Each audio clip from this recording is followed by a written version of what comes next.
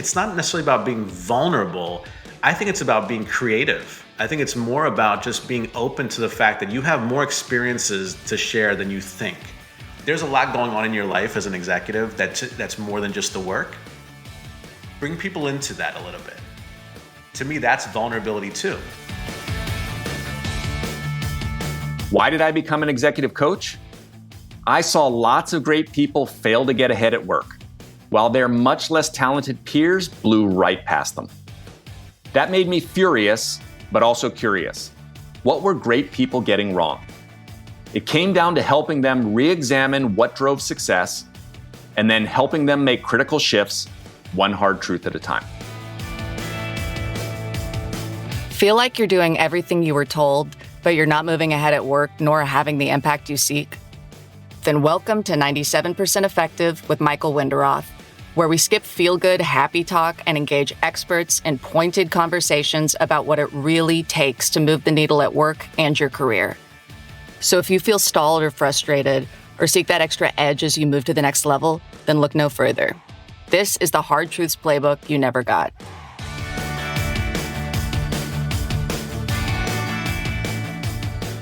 Hi, I'm Michael Winderoth, and you're listening to 97% Effective. The C-suite, full of power, politics, and intrigue, like we see in the popular TV series Suits, Succession, or Borgen. How do you rise there, survive there, and thrive there? Do well for yourself, but also produce superior business results and strategic outcomes. There is a lot of storytelling of what goes on there, and frankly, actually not a lot of hard talk about this world. So I'm excited to have as my guest today a trusted advisor, executive coach to Fortune 50 executives, Nihar Chhaya. Nihar's clients open up to him about their challenges, fears, opportunities in ways they often can't with those around them. And they do so, of course, under immense pressure, under the immense spotlight. Stakes are incredibly high, as we know, in Fortune 50 companies. And they're there to make an impact and often do that when it's not totally under their control.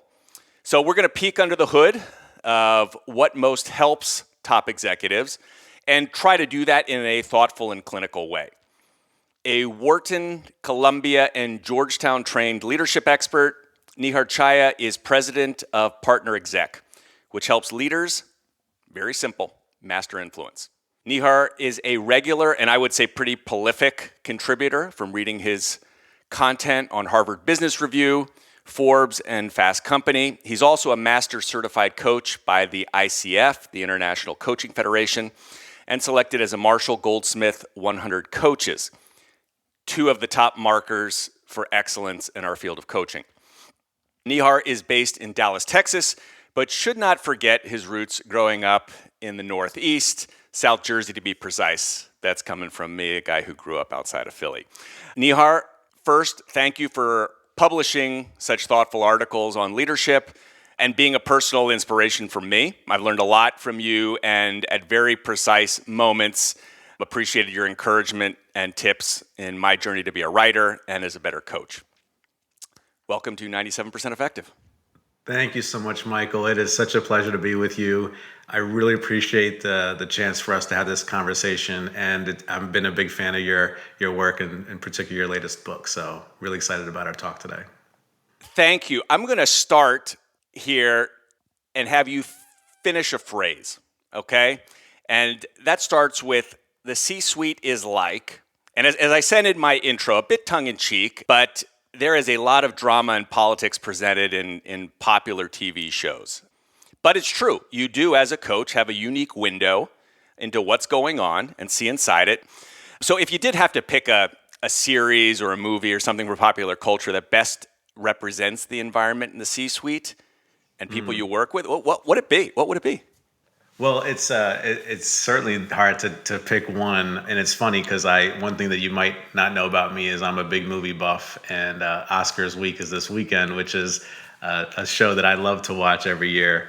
One movie that I think is nominated is Everything Everywhere All at Once, and the title alone right there to me is like very similar to what C-suite executives are dealing with. It's just a constant barrage of things coming their way every day. And then I think, another movie that I think probably captures it better though is Top Gun Maverick, where I'd say that there's a lot of egos. Everybody kind of is at top of their game because they got to the C-suite. But there's really no way that the mission gets completed without that shared sacrifice.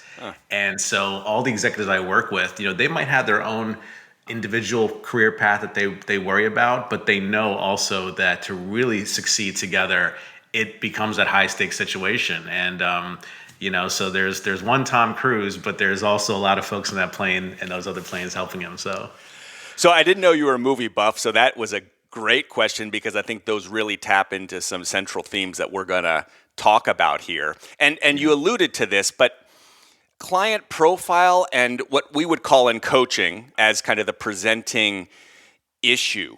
What is the kind of typical profile, or is there a most common presenting issue when your clients come to you and you start working? Yeah, I think the common presenting issue is this is a leader that generally wants to succeed at scale. And so, you're moving up from to your first VP role, your first SVP, or your first C-suite and CEO role. As you move up, you really are measured more by your impact on other people and driving results through others as opposed to doing it yourself. And so the presenting need would be how do we help them make sure that they're not derailing in that process? But I think on a more conceptual level, what really happens is that they reached a point where they can't think their way out of problems anymore. So logic doesn't work. If it's more of the nebulous interpersonal dynamics that really come into play with as you write about influence and power. But even on an intrapersonal level, things like self-doubt and managing my own fears and my vulnerabilities and things like that. But yeah, the general presenting issue would be around achieving that kind of leadership at scale. And the other thing that really struck me, I cannot remember who told me this quote, and it was probably more eloquently, is that often as teachers or coaches, you need to address what they want, especially if they're coming with a present issue, but you often need to give them what they need. And so still at a high level, before we dive into some of those topics, you did talk about the presenting issue you typically see. When you do boil it down, is that what they ended up needing or where you end up arriving on your journey working with them? No, I mein, in fact, there's an interesting saying that I oftentimes tell my clients that, coaching is the one business where the customer isn't always right. So I'm not doing my job if I'm telling you kind of all the things you want to hear, or you could read them in a book. In fact, what the underlying need typically is around recognizing their blind spots. And it's almost impossible for them to do that themselves. Now, they might have people around them that give them feedback and things of that nature, but the willingness to actually take that insight and do something with it is a whole different story. And a lot of people might even have the interest and the motivation to do that, but they don't have the time. So the underlying need typically is that, hey, I don't know how people see me. And it might be working for me, but it's not working for other people. And now we need to start getting deeper into what's the limitation there. Yeah, so it really strikes me, right? For you to succeed and your clients, it's a high stakes situation. There has to be a willingness to take in some of that. I mean, and how do you screen for that? Because you're only as successful as your coachees are. And if they're not coachable or willing to hear that, you're never going to get anywhere. How do you look for that? Well, I think part of it is being very clear on who I can help and who I can't help. So I certainly don't work with people where I feel as if they're looking for the answers from me or they're not taking ownership. And we're very clear in the beginning of the coaching contract. That's something that I like about ICF. They talk a lot about how you need to contract with your coachee all the time about what are we really trying to achieve here. And, we're not trying to boil the ocean. We're trying to see that if there's a gap between point A and point B where you want to be, and that you're willing to take that ownership, because we look at the coachee as naturally resourceful and whole and capable on their own, as opposed to looking for me or looking for somebody else to rescue them, if you will. Right. But I think you make a good point also about the coachability. Sometimes that shows up later. Like in the beginning, a lot of clients will be really excited about getting learning and engaging in the partnership. And then if I'm observing that they're starting to lose a little bit of motivation or the accountability, I'll call that out. And that actually might be something we explore further as, okay, what's behind that? What's going on there? And that provides another rich area for us to explore. Yeah, very, very well said. I mean, that is really the art and what makes coaching effective that you've broken down there. To go deeper on, 3 topics that I've really noticed come through strongly in your writing. You have tons of articles, and I'm going to put a bunch of those in the show notes, but I wanted to hear and talk to you about, is there a top interpersonal skill that you find, because you've been coaching lots of executives for years, that doesn't get enough attention but should, and particularly in this upper level that you would call out and just share a little bit about? Yeah, I would say that, the one skill that tends to come up all the time is just not being able to take criticism and effectively, and really, from what I mean by that is both in terms of managing it internally, but also sending the message back to the people around them that, they can continue to give me criticism and I'll be okay. What we tend to see in the coaching relationship, because there's so much feedback being given to them from, whether it's from me or from their 360 or from other people they work with, it can be very humbling, and in the other extreme, it can be demoralizing, because in many ways it's like, like anybody else, nobody likes to really be told that they're not doing well or they're failing, or even that there's certain things that they might have intended to do but were misunderstood. And what happens, I think it's human nature that leaders, myself, other people, we all kind of find a way to cope with that in different ways. So you might find a leader that's defensive. They might deflect. They might pretend like everything's fine. They might project their own kind of insecurities, or they might just really get frustrated and start, deciding to retaliate in their own passive aggressive or aggressive ways. And so I think the top skill for C-suite executives that I've worked with, not all of them struggle with this, but it really does come down to being able to take criticism in a way that is constructive for themselves, to learn that it's part of the natural way that humans interact, that there's not going to, going back to the blind spots, there's going to be a natural blind spot you're going to have because you can't see how other people perceive you. And then being able to recognize and take ownership for that like, I don't have to agree with the criticism, but I'm going to own the fact that I had something to contribute to your perception. Some little portion. Doesn't have to be the full thing. Of course, people that criticize you might have their own insecurities that they're dealing with, but there's something in the way we interact that's causing that. And so then I'll say, okay, this is how the behavior, I would say, how can you change your behavior in a way that's better aligning your intentions with their perceptions? But when you wince at the criticism, or Michael, for instance, I'll have a lot of executives that will say, I want you to give me the feedback. I want you to tell me what I'm doing wrong, but then you tell them and all of a sudden they're not really responding in a way that's supportive. Nobody's going to come back to you and tell you, they're going to prefer not to be around you at that point. And that's where it's strategically not even a good idea to be able to be to separate yourself from that, because nobody's going to really tell you what they really need to tell you for you to be successful. And when you encounter that, right? So others in the organization may shy away, start feeding you different information, telling you what you want to hear. But you as a coach, I mean, your job is to help them here. Is there every individual, of course, is different, but yeah. I know you've got some secret sauce in how you help them kind of reframe that. You mentioned getting them to think objectively about it, and it's not about them, it's about the impact. But any pieces of wisdom there? Well, I think the first thing that I try to do is create a very non-judgmental space for us. So, whether that's telling them explicitly, but really showing them. And what I mean by that is starting by meeting them where they are. In other words, making sure that I'm not leading with the message because I'm dying to get my point across, or I need them to change because of me. I start simply by even asking them, like, this happened. How do you think you did? What do you think was the impact? I'm asking them to observe the situation with me. So we're on the same side of the table here. We're not antagonizing each other. I would even encourage them to do that with their direct reports or their colleagues as well. Yeah. When you're able to look at the movie together, then you might start asking exploratory questions like, okay, what do you think worked well? And then, what could you do differently if you wanted a different outcome? And so having those questions from a place of we're exploring this as opposed to this is right or this is wrong. Because Michael, as a coach, like most things that we help them work on, there is a counter side to it. Like there's a valid case to be made to be the opposite of that in some situations. If a leader, for instance, is moving really fast, and he's getting feedback like, you need to slow down. There's a valid case sometimes to make sure that they're not being too slow, and so everything can be somewhat debatable. And I think that's important to create that environment with them to say, I'm not looking at this as a binary situation that you need to change and fix. This is really about us being divergent thinkers and thinking about, are we even solving the right problem here, as opposed to looking for the right answer, which usually doesn't exist.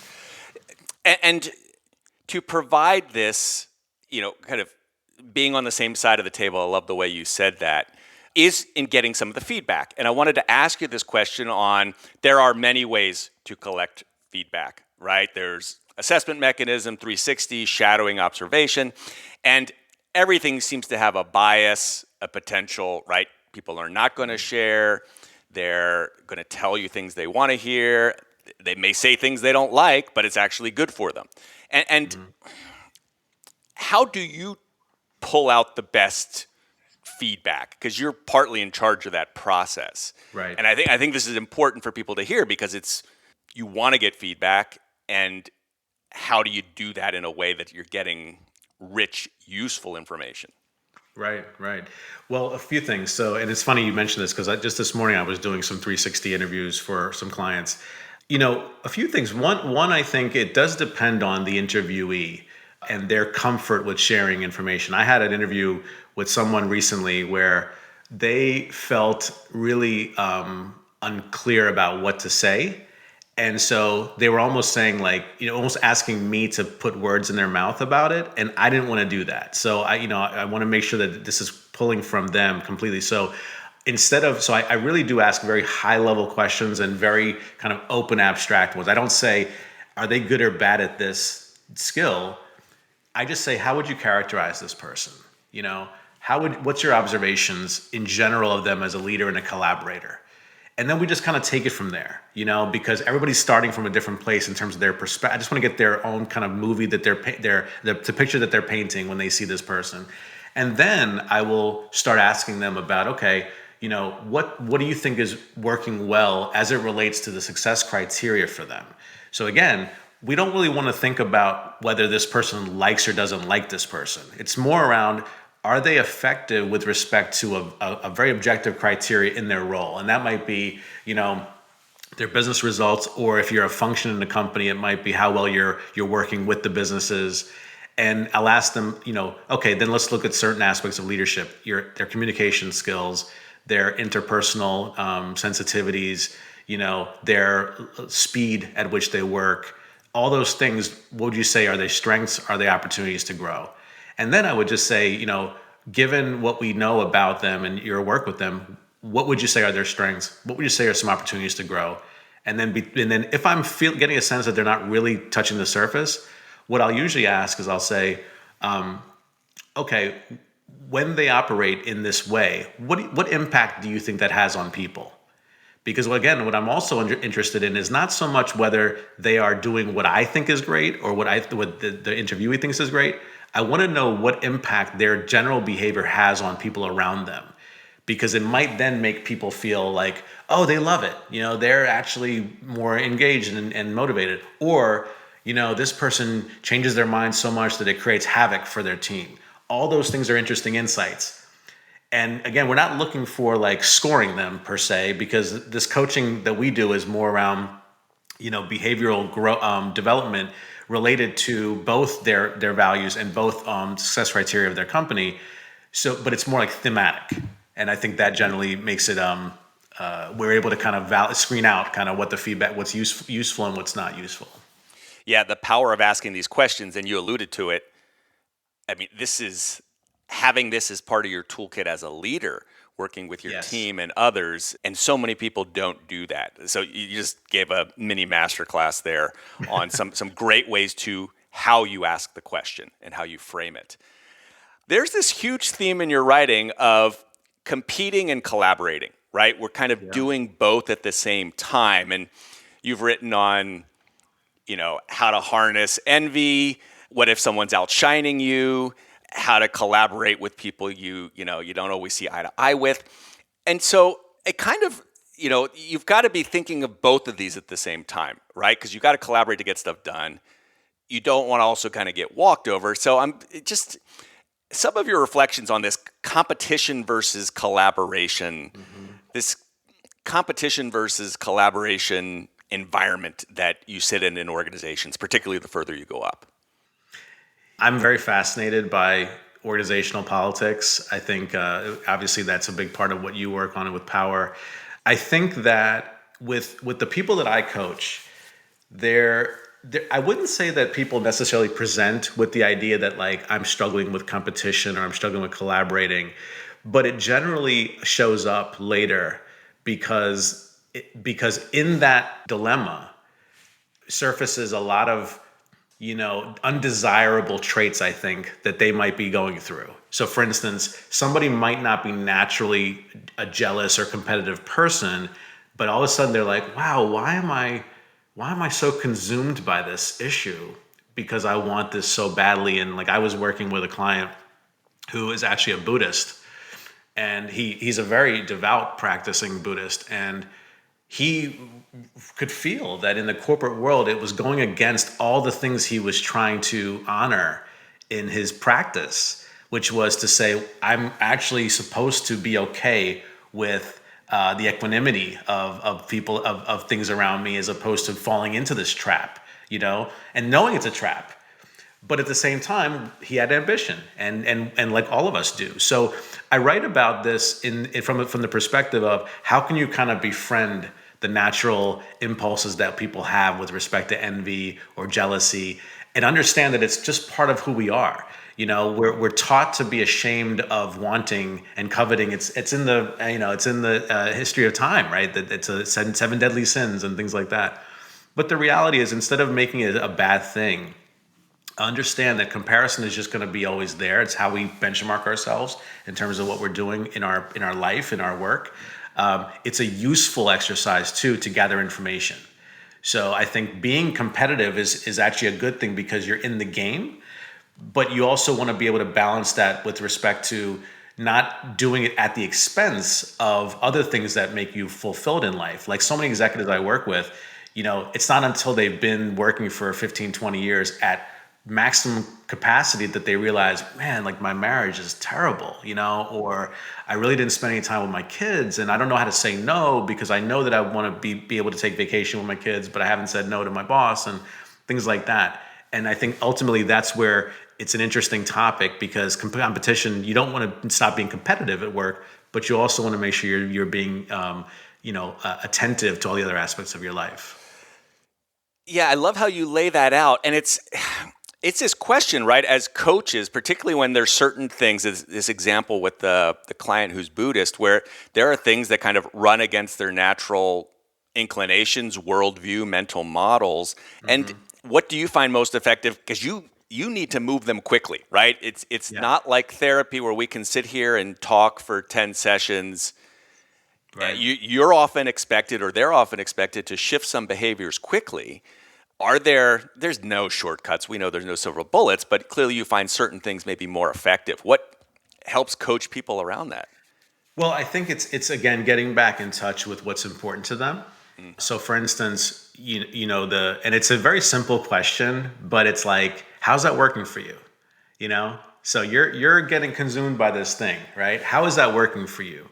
And really exploring that, yes, it might feel like I need to be. So many people who are ambitious and I think successful, unfortunately, their mind has been conditioned to believe that if they continue to be ambitious and competitive, only then can they be successful because it worked for them, right? But until you have a coach, you're not really having the kind of the mirror put to you to say, but is it really working for you? Because now you're becoming somebody you don't even like, And so we go back to thinking about what are the goals and the values. Now, for instance, let's say you want to become a CEO, and you are dead set on that's what I want to be, good. There are lots of creative ways and constructive ways to get there. If you are finding yourself getting into a place of super competitiveness, or what I oftentimes see, people kind of start working with hubris. They're not competitive in the sense that they don't necessarily have envy of their colleagues or Schadenfreude about trying to see them fail, as much as they try to stay in their own lane. And they kind of withhold information, or they don't really see the opportunity of actually bringing people along with them. And that is a mistake, because the truth is, when you become CEO, all the people that you didn't bring with you are not going to want to work for you. So you have to have a little bit of a strategic point of view here. Be careful what you wish for. Yeah. When you get the job, you won't have the followership, right? So working with peers, working well across your lateral level divisions and colleagues is so critical. And what's really cool about this is, when you change your perspective from one of competing against them to collaborating and really seeing how we can build something together, it actually can minimize that feeling of feeling left behind, or feeling competitive, or the envy, or whatever. Because again, I think on a human level, we're all looking to belong in some way. Yeah. We're looking to belong while also standing out. Right. And so you find that balance, right? But it's like, don't stand out too much, in which case you're lonely, and don't necessarily, try to be in groupthink where you feel like your ambition is being stifled. It's a little bit of a balance. Yeah, it's what you said earlier of avoiding sometimes the binary. You've got to be one or the other, and finding exactly. that middle ground, which leads me to that second area around communication. Mm-hmm. And this part around getting feedback is so central, and kind of recognizing your blind spots, your hidden strengths. So hard, because yes, there's politics and things and perception going on around you. Now, of course, yes, you can get a coach. A coach can help. There's now internal coaches and external coaches. But if we just take this for a minute of what people can do just on an ongoing basis, and if we start with kind of leaders, again, there's a power dynamic, right? So people below you, or even peers, may be feeding you certain things, may have fear. I mean, how does a leader on an ongoing basis, we want kind of that feedback loop going, but rich and useful feedback. What do people need to do so they get that on an ongoing basis? Yeah, it's a great question. I often find that leadership as you move up is lonely at the top, and even more so when people aren't telling you the truth, or telling you what they're really feeling. And that could become a self-fulfilling prophecy, because then it's like, well, if nobody's saying anything, then I guess I'm doing fine, right? But then all of a sudden you realize, wow, people are leaving the company, or what other issues that get in the way of your success. I think the first thing that I always tell leaders is, you got to make it safe for them to give you feedback, And I'm not talking about just like, hey, come to my office, I have an open door policy. I'm talking about really explaining to them that you understand that we all have a shared humanity here. That them getting feedback from you as a leader is not something unfamiliar to my client. He or she is getting it from their boss too. It's a painful exercise. So I know that it's painful, but I want to lean into that, because I know that I can't succeed without you. And I think really having that, some might say vulnerability. I would actually say it's just being honest. It's telling them that the nature of my job is such that I can't do this without you, and I need to know what you're thinking about me. And also, it's not really even a personal thing about whether you like me or not. It's actually around, I need to get as much insight as possible on how you're perceiving me, and to see whether that's in line with what my intentions are. Because so many times we'll see things where a leader is not liked because of a certain personality trait, but actually their intention was a good one. It was like, I really wanted to help this person, but they took it the wrong way. So it's not really about necessarily this person is failing as a leader. It's actually these communications are being crossed. These channels are being crossed. There's a miscommunication there, and there's a misperception of their intention. So I would say to a leader, to really create that safety, is explaining to them kind of why this is necessary for us to have this dialogue, And then showing accountability, showing ownership, right? So it's not enough to say, "Oh, let me know what you think." Because here's the thing: if I ask you, Right. Michael, like, Michael, what do you think about me as a leader? And then I never do anything about it. One, that'll kind of frustrate you probably. But number two, you might even wonder, like, what are you doing with that information? Yeah. Because did I say the wrong thing? Because he hasn't even responded to me since then. And that's where you have to show that respect to people. That, like, even when I do a 360 for folks that is, I'm talking to them anonymously, I tell my leaders, you got to send a thank you note to them. They took time out of their schedule to talk to me. They didn't have to do that, you know? And so people will say feedback is a gift. The truth is that actually these folks are really going out of their way and out of their comfort zone to tell you something that maybe they don't know if you're going to take it okay. You got to make it safe for them by reminding them that I'm really going to put in the work here in return for your candor and honesty. You've been listening to 97% Effective with your host, Executive Coach Michael Winderoth. If this interview is making you think, make sure to share it with a friend. Now, back to our interview. And you touch on sharing vulnerability. That word, there's a lot of fear out there, right, of leaders of doing that. We may be getting better. You can share your thoughts on that. But what helps people get over that? Because there is this, the leader needs to look strong, at least stereotypically. I think we're getting better at this. We're having more conversations. But is there a way to kind of ease into this, or you just have to do it? Yeah, it's an interesting challenge, I think, to be vulnerable and also to be competent and show that you can do the job. In fact, I always go back to this. I think it's a phenomenon called the pratfall effect, which is that if let's say that you're on stage and you fall, what it's called the pratfall, so you fall, but let's say you make a mistake and it's embarrassing. The studies show that basically if they see you as competent, that can actually make you more likable. Yeah. If you're not competent, then it can be embarrassing, and probably rightfully so, because they look at you as like, wow, this person doesn't have it together. And what's interesting about that concept is that you actually stand to gain by showing some mistakes, even on purpose, really. Mm-hmm. Because again, you're not going to have that connection with people unless they're able to see you as a human, really. But again, you want to do that after you developed a little bit of awareness that you're competent, so that people can trust that you're not just, really unserious, if you will. But I oftentimes will tell leaders, like, being vulnerable, I think, so I'm a feeler, like I'm an INFP on the Myers-Briggs. Some people might not agree with the Myers-Briggs. I know Adam Grant just wrote another article about how he hates it. That's fine. But I will say that I know for a fact that my preference is more on the F, which is a feeler, than the thinker. And what that simply means is that it's true that when I make decisions or make calculations in my life, I definitely go first to how does it impact people first, as opposed to kind of does it make logical sense. And what that means is that it might be a little bit easier for me to be quote unquote vulnerable because I'm kind of thinking like that all the time. I have my own self-doubts and I'm pretty comfortable sharing that in certain settings, whereas somebody else might be really against that. But even people who don't want to share those things, it's not necessarily about being vulnerable. I think it's about being creative. I think it's more about just being open to the fact that you have more experiences to share than you think. You don't have to make every conversation about the review, the slides that we're going to review in the business process meeting. You could share a little bit about how you were scared this morning because something happened in your family. I don't want to say that you should bring that up, but if it happened, right, sharing it.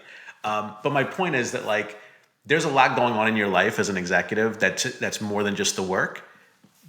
Bring people into that a little bit. To me, that's vulnerability too.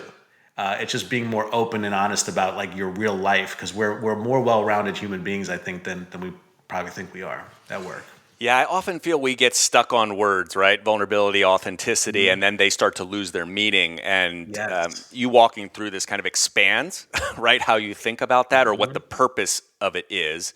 You talk a lot about intentionality, strategic, and I find that really, really helpful. We talked about getting feedback. Mm-hmm. The other part, which you write a lot, is, and I love this piece you have around tension-free feedback because we Right. don't like giving it. Leaders who are in the top need to, right? They need to demand, influence, excellence, but you don't want to alienate your people, right? To your points Yep. you made earlier. So without going into this extensively, keys to help people deliver feedback that's productive and very effective.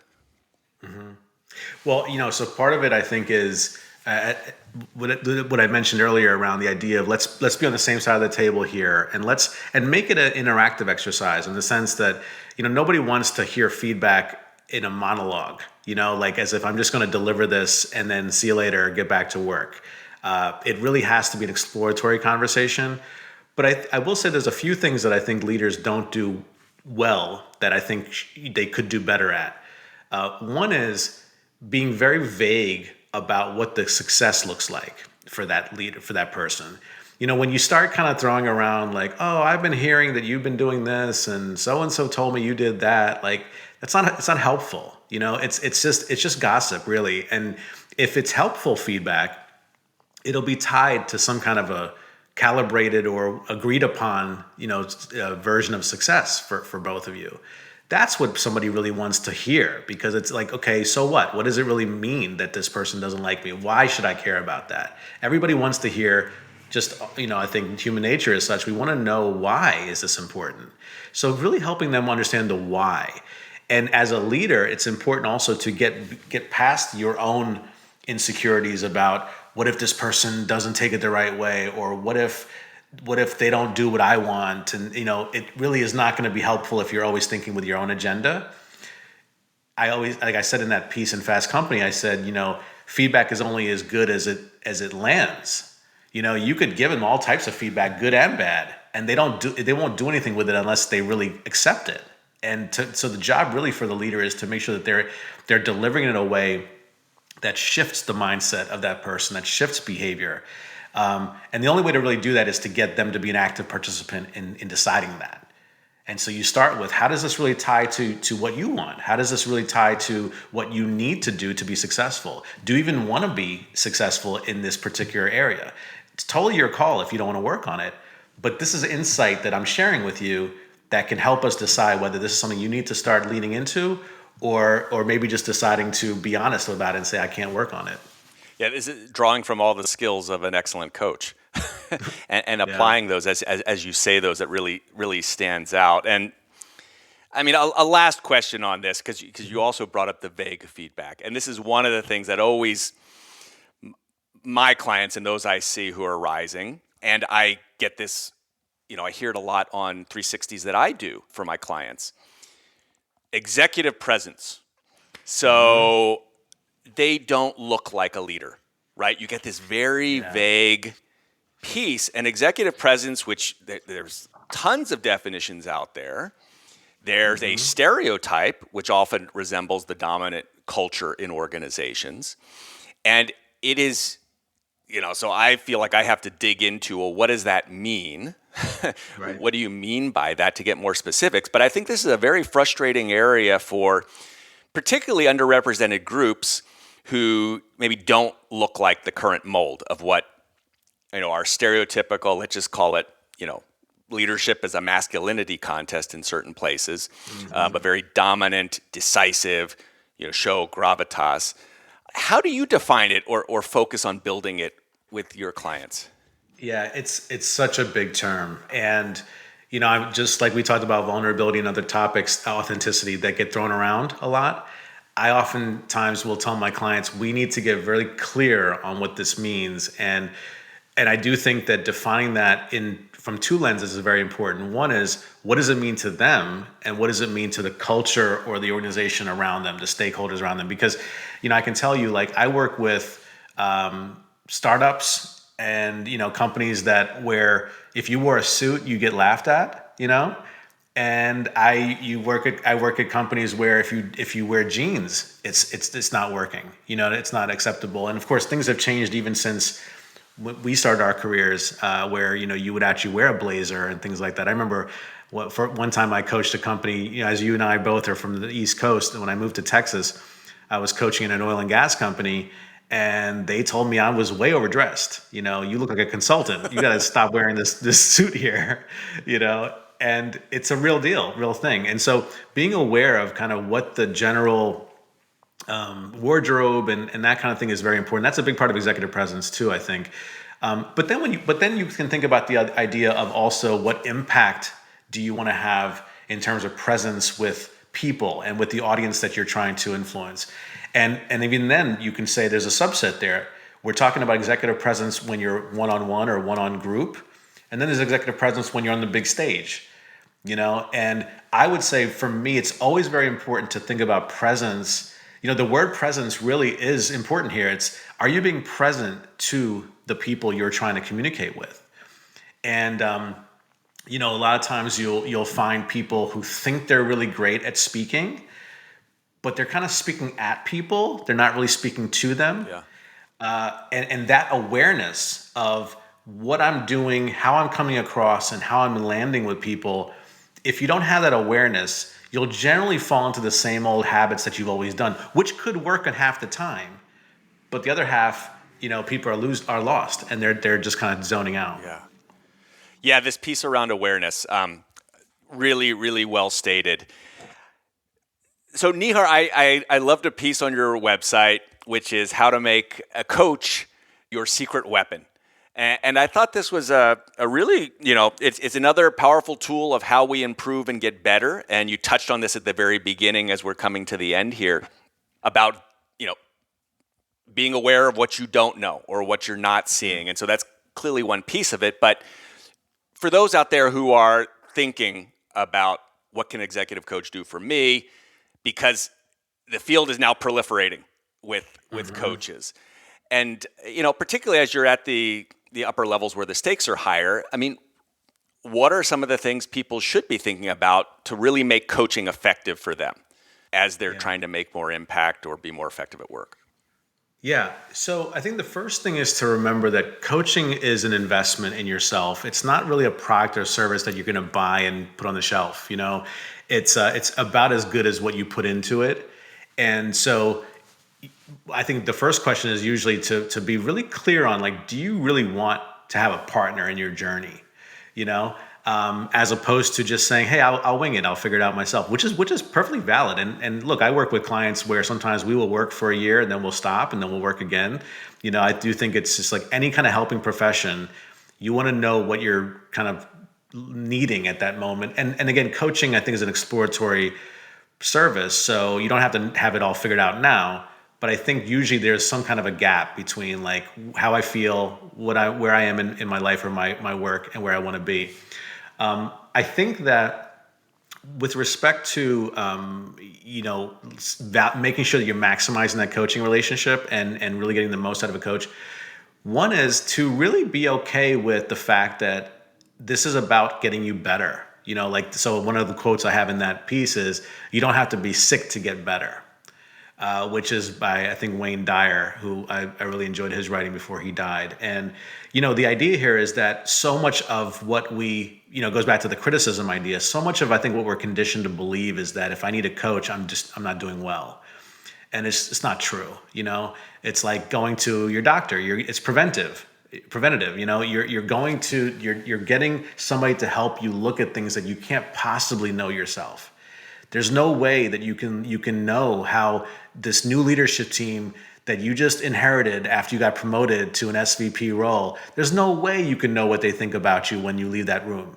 It's impossible. And yet we think that we will. We'll think oh, who cares? They'll figure it out. And if I don't like them, then I'll get rid of them. I mean, all types of things we say in our minds about, what we can do to cope with the possibility that we don't get along or work well together. It doesn't have to be that way.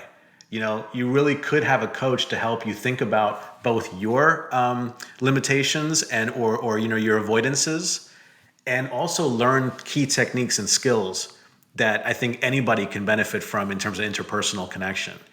So that's where I would say, take off the stigma about coaching. It's not necessary anymore. We all are investing in ourselves, and really having somebody that you trust and can also tell you the honest truth can be a super valuable weapon for you as you succeed. Nihar, this has been everything that I thought it would be in the interview. And as we come to an end, I don't normally do this, but when I get a chance to be with someone like you, I want to just do a lightning round here, if we could close with Okay. that, okay? So we don't need to overthink it. They can be short answers. Some personal, some I think we'll share some insights into you here. First, Philadelphia Eagles, Dallas Cowboys, or football? Don't you mean Real Madrid? Well, Philadelphia Eagles for sure. So I live in Dallas, but I still consider myself an East Coaster. And actually, the Eagles were, I always remember this because my seventh birthday, 1981, January 25th, that was the first time they got to the Super Bowl. They lost to the Raiders, but I remember that very clearly because I was young and we were in Philly and people were going nuts. We were watching it at the same time. And then if you're Really? like me, 2018, when they beat the Patriots, you've got that recorded and you turn it on every once in a while. Yeah. That's the greatest game ever. Okay. Hoagies, subs, cheesesteak, Taylor ham, egg and cheese sandwich, or barbecue and Tex-Mex? Hoagies. Hoagies. Hoagies for sure. There we go. Yeah. There we go. Just one, because you are incredibly prolific with what you write and who you reflect on. So I'm curious, who's been the biggest influence, on your thinking as a coach and a thought leader? Wow. I read so much that I can't honestly say that the latest thing that I'm reading isn't the most important thing. Right. Recency bias. Yeah, exactly. I do think that one thing I love to do is connect ideas, Yeah. and so patterns that I'm seeing through different things. So as I mentioned, I'm a movie buff. I love pop culture. I love to learn about how art and business kind of intersect. And so, for instance, like I wrote some articles last year about leadership lessons from like a movie that George Clooney and Ben Affleck were in, The Tender Bar. I wrote an article about lessons from Will Smith's bio, which was before the slap last year, but it was a lot of cool things. And so the influence I think from that I've gotten in my work, I don't know where I got it from in one place, but I do think that I've learned a lot about just following your interests and following your excitement, because it can kind of bring it back from a lot of different domains into your given work, whether you're a coach or even whether you're a lawyer or whether you're a doctor or whatever it might be. Yeah. This piece about following your interest, and we have both been heavily influenced by Dory Clark, and that's how we met. She is absolutely amazing. And one of her pieces of advice, and I remember this is a piece I saw you were talking with her, she really recommends produce content, write, things about that come to you that you feel some heat around, and your niche or your special point of view / superpower will start to emerge. I'm curious because you've really been prolific writing. You clearly bring in and make connections, pieces from clients, real situations you can tell. What's kind of emerged for you or been surprising of when you put those pieces out there? Yeah, I mean, the one thing that I've definitely learned is process over outcomes is so important. Really understanding that, and I love the War of Art by Stephen Pressfield. He talks a lot about that, where if you're going to be a writer, for instance, an amateur writer would wait till they're inspired to write. A professional writer is writing, right? They're going to write because that's their job. Just throw this out there. One I always tell this to my clients. Lorne Michaels, who produced Saturday Night Live, for over 40 years, every Saturday, right? They create a live show from scratch on that Monday, from ideas all the way to sets and everything, and the actual actors, et cetera. And he was once asked, how do you know when you're ready to go on? And he's like, we're never ready. We go on because it's 11:30 on Saturday night. And that idea really changed my perspective on productivity and the idea of getting things done. Like Seth Godin talks a lot about shipping stuff. And so I've been actually, even for myself, I'm trying to work on really having more of a cadence in my writing and really not falling in love with the idea that I need to have the best idea. Because the other thing I was going to say, Michael, I don't know if you would agree with this, but I find that when I sit down to write, more ideas start emerging than actually when I don't write, which is I'm waiting for that perfect inspiration, which may or may not come. Yeah, it's that action starts to drive insight. Action Yes. starts to help you see connections, and then you want to capture them. But you're really good at producing them. If you don't have a cadence, you've fooled me there. And the last one I is. appreciate you saying that. And the last one is we're recording this before the Oscars, so. Best picture, best actor, who you want to make a prediction, or who should be? That's probably not going to get it, right? There's always those.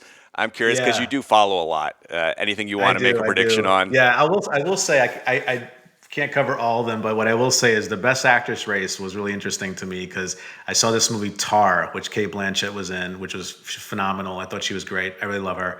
But then there was this whole story around how this woman, Andrea Riseborough, was in this movie that had a really low budget, like $25,000, not budget revenue. Nobody even saw it. But her friends, who are many of these best actresses, Charlize Theron, Kate Winslet, they all did a campaign on Twitter to help her because the movie was so good. And I think it's called From Leslie. I saw it, and I was blown away. So I actually think that she should win, but we'll see if that happens in terms of the controversy. So I don't know what's going to happen. Well, this will probably air after, so we'll go back and look at it. That's right. Nihar, best way for people to reach you, see your work with you? Yeah, anybody can email me if they want. I'm simple. It's nihar@partnerexec.com. My website is partnerexec.com. Please feel free to visit there. You can also get in touch if you want. And then LinkedIn, feel free to connect or follow on LinkedIn. That's my favorite platform. So, Nihar Chhaya, Fortune 50 executive coach. Thank you so much today. It's been great. Thank you, Michael. No, it's been a pleasure. I really enjoyed our conversation. Thanks for listening to 97% Effective, where we skip happy talk and help you break through and ascend, one hard truth at a time. Help others discover this show. Leave a review and rating wherever you listen to your podcasts. And if you like what you heard, you can get free resources, including the first chapters of Michael's book, Get Promoted, on his website, www.changwenderoth.com. That's www.changwenderoth.com.